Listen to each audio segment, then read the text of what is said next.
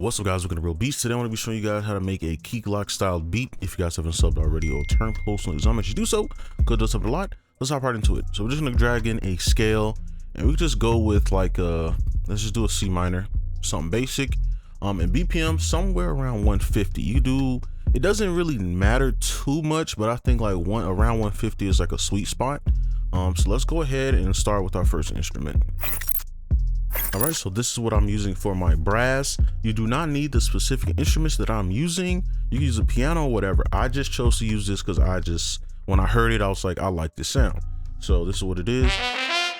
Okay, and brass it's gonna give a lot of energy too, so I won't have to do a lot later. So I'm gonna try to make this as easy as possible. So we can start on our root, okay?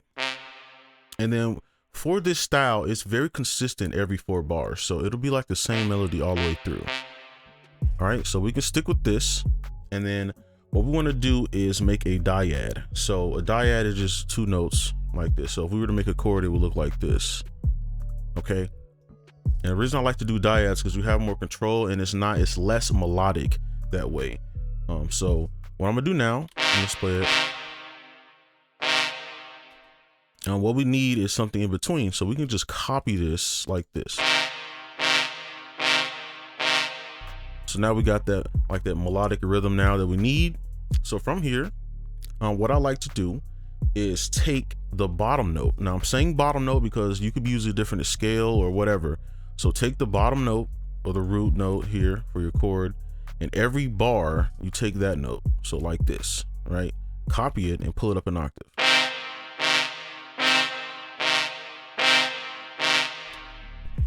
Okay, so from here what I want to do is add something at the end of each 2-second bar.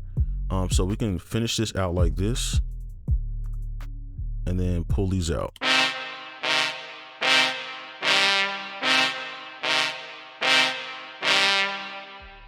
All right, simple as that. So from here, I think what we can do is take these second parts, because it is kind of like too dull. Take these little second parts and pull them down 1. Now this is like a suspended now. And it should still sound good. So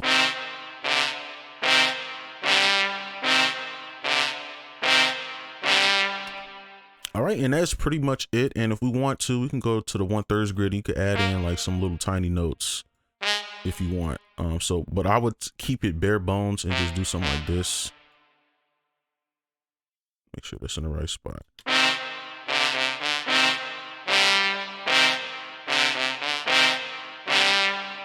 And then for the second part, what usually happens is they pull it over and you go up 5 instead of down 5 or 7. So 1, 2, 3, 4, 5.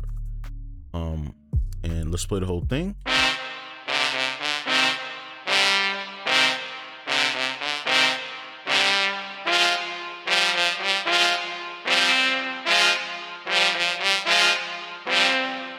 All right, and that is the brass. So what I'm gonna do is add some key switches just to make it sound a little bit different, and then I'll show you the changes that I made to the key switches. All right, so I went ahead and just fixed up the notes, and these are the key switches that I used.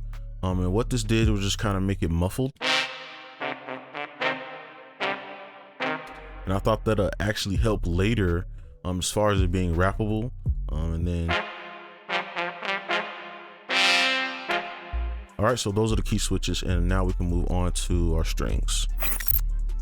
All right, so now we have like a guitar or stringed instruments. So with this, we don't need to think too much here. Let's just take our dyad that we have from the beginning, and then I'm gonna be using this little note instead of the regular one because it plays longer. And if it'll let me pull it, you can see it stops. But when you hold Alt, pull it back, it'll play all the way. So let's take our dyad like this and just pull it like this. Okay. And then we can add something in between. So we can just kind of teeter between these 2 notes. So let's copy this. And then we could do maybe offset it like that. And let's just copy it over. And then maybe add 1 of these at the end or something. And and then copy it over 1, 2, 3, 4, 5, and you can see this note is going to kind of help us go into that.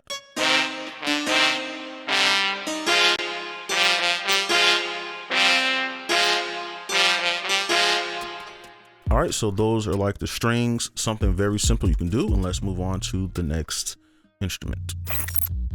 Now we have our texture, and this is pretty easy.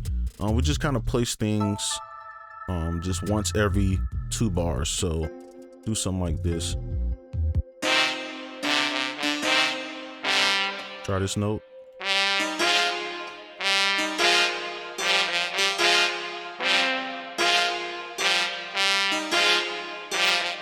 You know, I kind of like this note better, but it does make it a little too melodic, but I'm gonna keep it just because I like it. But if I was following everything exactly, I would just use that dyad we had, but let's just use this. And that is like a style preference. So we can move on to our next sound. All right, next up we have our pluck string, which we're gonna be using as a counter. So I'm gonna show you like a trick you can use to animate any melody or counter melody. So I always offset my counter. So instead of right here, I'll play it right here. Let's use our root. So from our root, we just make a 7th chord. So, you know, start here, skip that note, skip that note, skip that note, or you can come here and grab in a minor 7th. It's up to you. Okay. So to animate this is what I like to do in order. So for the bottom one, we just kind of let's copy this over a beat like this. Okay. And then we want to do the same up here. So I'm gonna just copy this. And then you could change this second half, so we can pull this down. And then what we want to do is offset these like that. And this is going to make a cool little melody. So up here, okay, same thing, except we're going to be a little looser. So we can do something like that. And then we could do the same thing and then offset.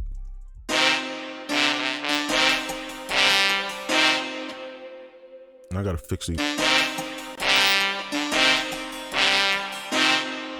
Okay, that's a little bit more subtle. So now we can copy it over. And then 1, 2, 3, 4, 5, just like we've been doing.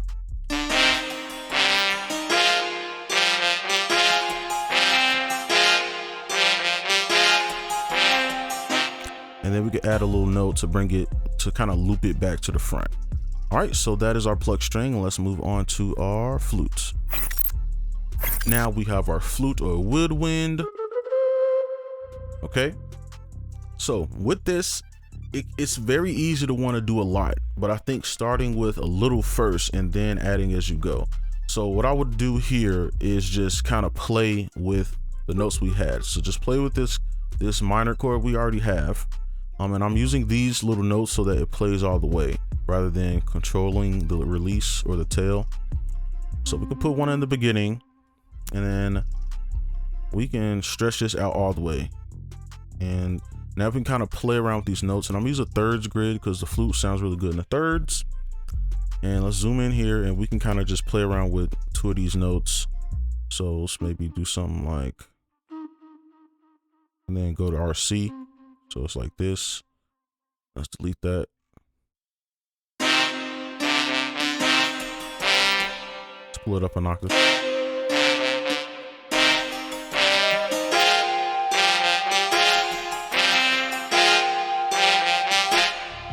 And then let's mimic this, but just change the notes. So let's maybe go up.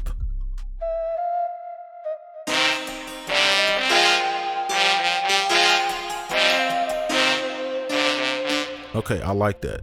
All right, so you can see a little goes a long way. And if I wanted to, I could add other stuff in here later for like other parts of the beat, but I think this is a great bass to start with. So now let's just go ahead and add that bass. All right, so now we're gonna do our bass. Now you want more sub-beat 808s or basses for this because they're very common. So if you have this plugin, all you need to do when you open it up is turn all these knobs to 0. Okay, and then you have like a sub-beat bass. So for this, we're in C, so we could just start on C and we can kind of put these in the 808 spots and then pull this out. And what I like to do actually is make sure these aren't exact, so they don't end exactly, because I don't want it to be like completely mono. And then we can copy this over and we could probably add one more maybe offset it like this. So this isn't basic. What I like to do is turn this first note up an octave.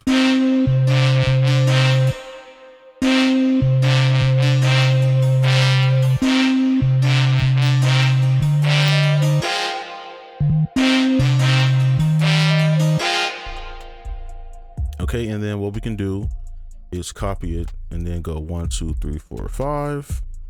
Let's see if this sounds.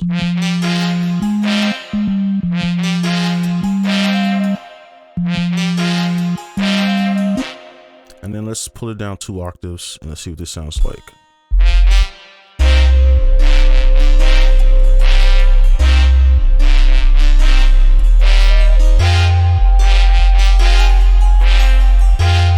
Right, and I think that's a pretty decent bass line. So now let's go ahead and throw these drums in. All right, so now we're on to the drums, and this is the absolute easiest part because these drums are usually very simple. Now they seem like they're doing a lot because it's rapping and a lot of sound effects going on, but really it's just about 3 to 4 drums. So I just put mine on a different pattern, and we could just put our clap in the wrong placement. We could do a clap pattern like this. Something like that, and then turn this up. Okay, and then we can add our kick in, and we just add it in where you want. Now the typical pattern is literally like this, right? Do this little trick, copy it, pull it down.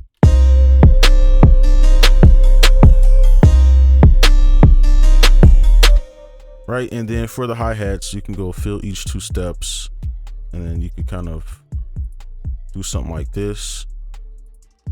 That might be too much. And I'm gonna just copy this over. Control L.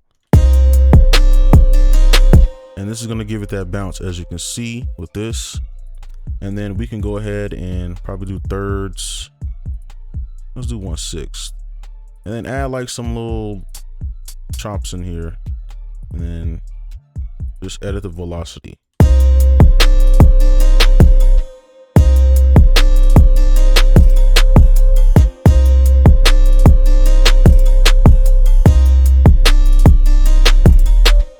Right, simple as that. It does not need to be, you know, the most spectacular thing. Let's move this up a bit. All right, so those are the hi-hats and the drums, period, right? You could add some more cymbals and stuff, but I think this is good enough. And we can just play the whole thing all together. And of course, we would need to do some mixing and stuff, but let's just play the whole thing.